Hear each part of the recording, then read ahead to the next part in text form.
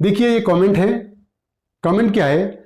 Sir मेरी mother की death हो गई है और मेरे ब्रदर की डेथ हो गई है, उसकी एक बेटी है, क्या उसको प्रॉपर्टी मिलेगी? क्या दादी की प्रॉपर्टी में पोती का हक है? देखिए क्वेश्चन ये पूछा गया है कि जो क्वेश्चन पूछ रहा है उसका ये कहना है कि उसके माँ की डेथ हो चुकी है और उसके भाई की भी डेथ हो चुकी है, लेकिन उसके भाई को एक लड़की थी। अब वो लड़की को प्रॉपर्टी में शेयर मिलेगा, मतलब दादी की प्रॉपर्टी में पोती का कोई हक है क्या? ऐसा क्वेश्चन पूछा गया है। तो हम इसी सिनेरियो को डिस्कस करेंगे कि पोती को शेयर कब मिलेगा या कब नहीं मिलेगा। तो आगे बढ़ने से पहले रिक्वेस्ट है कि मेरे चैनल को जरूर से सब्सक्राइब करिएगा, क्योंकि अगर आप सब्सक्राइब करोगे तो इसी तरीके के वीडियो मैं बनाने की कोशिश करूंगा। मुझे मेरी हौसला अफजाई होगी और मैं इसी तरीके की वीडियो आप तक पहुंचाने की कोशिश करूंगा। आपके कमेंट का आंसर देने की कोशिश करूंगा और आगे फ्यूचर में मैं लाइव आने की भी कोशिश करूंगा, ताकि आपके जो भी प्रॉब्लम है मैं उसका सोल्यूशन आपको बताने की कोशिश कर सकूं। तो जरूर से चैनल को सब्सक्राइब कीजिएगा। तो चलिए हम इस कमेंट को डील करते हैं, किस तरीके से कब पोती को प्रॉपर्टी मिलेगी और कब नहीं मिलेगी। तो शेयर्स ऑफ ग्रैंड डॉटर है ना, पोती का शेयर्स कैसा होगा। देखिए ये मदर है, फॉर एग्जांपल ये पर्टिकुलर मदर, इसकी डेथ हो चुकी है। कब डेथ हुई इसकी? 1/1/2022 को, है ना। इसकी 1/1/2022 को डेथ हो चुकी है, लेकिन वो जो उसका लड़का है एक, जिसकी डेथ उससे पहले हो चुकी थी, मतलब मां की डेथ कब हुई? 1/1/2022 को, लेकिन उसका बेटा 1/1/2021 को मर चुका है, उसकी डेथ हो चुकी थी, लेकिन उसने अपने पीछे एक डॉटर को छोड़ा है।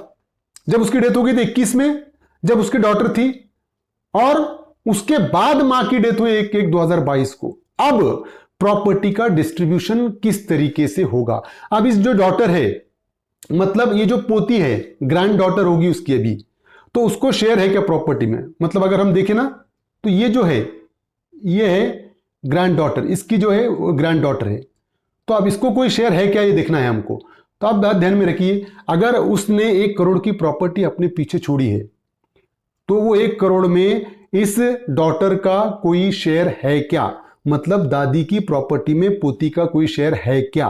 तो अब यहां पर क्या है, देखिए इसमें कोई भी शेयर नहीं मिलेगा, क्योंकि जो जिसकी डेथ हो चुकी है, जो मदर की डेथ हो चुकी है, उसका एक लड़का मौजूद है अभी। तो जब एक लड़का मौजूद है तो सारी प्रॉपर्टी उस लड़के को जाएगी, पोती को कुछ भी शेयर नहीं मिलेगा।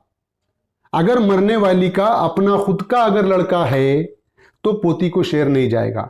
अगर खुद का लड़का नहीं होता तो डेफिनेटली पोती को शेयर मिलता, लेकिन यहां पर खुद का लड़का है तो पोती को शेयर नहीं मिलेगा। एक सिनेरियो ये, तो इस सिचुएशन में मरने वाली के लड़के को 1 करोड़ मिल जाएंगे, पोती को एक्सक्लूड कर दिया जाएगा, उसको कोई शेयर नहीं मिलेगा। लेकिन दूसरा सिनेरियो हम डिस्कस करते हैं। देखिए अगर ऐसी सिचुएशन है कि जहां पर इस मदर की डेथ हो चुकी है 1/1/2022 को, और उसके 2 लड़के हैं और एक डॉटर भी है, मतलब 2 लड़के हैं, एक लड़के की शादी हो चुकी है और उस लड़के को लड़की भी है, ये जो हम डिस्कस कर रहे हैं डॉटर।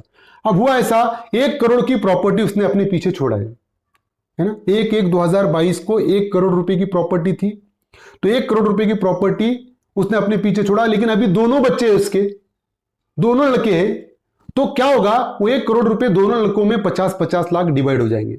मां की प्रॉपर्टी बच्चों में, 2 बेटे 2 बेटों में 50-50 लाख डिवाइड होगी। अब दोनों लड़कों को 50-50 लाख मिल चुके हैं। अब 50 लाख मिलने के बाद इस पर्सन की, ये लड़के की डेथ हो गई कब? 1/1/2023 को, मतलब 1 साल के बाद डेथ हो गई। तो अब जो मां का हिस्सा उसको 50 लाख मिले थे, उस 50 लाख में इस डॉटर का शेयर रहेगा। अब उस 50 लाख में उस डॉटर को कितना मिलेगा? हाफ मतलब 25 लाख उस डॉटर को मिल जाएंगे। फिर क्वेश्चन ये है कि डॉटर को 25 लाख मिले तो बचे हुए 25 लाख किसको जाएंगे? तो बचे हुए 25 लाख जाएंगे डेफिनेटली, देखिए ये जो पर्सन था, उसका बाप था ना जिसकी डेथ हो गई, उसके 50 लाख में से 25 लाख बेटी को मिल गए।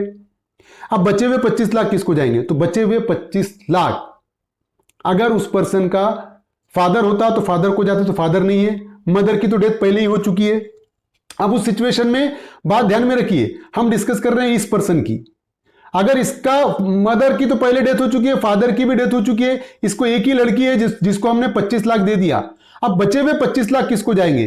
तो बचे हुए 25 लाख जाएंगे इस भाई को 25 लाख जाएंगे, क्योंकि अब कोई दूसरा रेसिडिवरीज मतलब पुरानिक हेयर्स को प्रॉपर्टी देने के बाद जो बचा हुआ हिस्सा होता है वो रेसिडिवरीज को जाता है, जो बचे हुए लोग हैं उनको जाता है। तो रेसिडिवरीज में भाई आता है, तो यहां पर 25 लाख बेटी को मिल गए और 25 लाख भाई को चले जाएंगे एज अ रेसिडिवरी।